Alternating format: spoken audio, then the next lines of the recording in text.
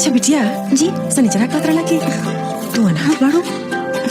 जी माँ जी, माई तो बचपन में ही मर गई और बाबूजी। का करबो बिटिया, लेखा जोखा जवन भगवान लिखते सब।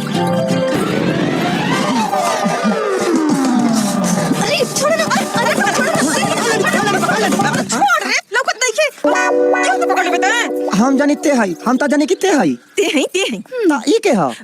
ई पूजा है बेटा, अपना गांव में आइल बाड़ी दारू छुड़ावे खातिर और लोगन के समझावे खातिर। हां, कुछ देर एजा रही है। प्रणाम। अब पूजा, ये हमारा सबसे छोटका और दुलरुआ बेटा राजू है। तेरे भैया के पानी लिया के दे दे, हम चले, हमारा रसोई का टाइम होता। दे लिया। ठीक बा।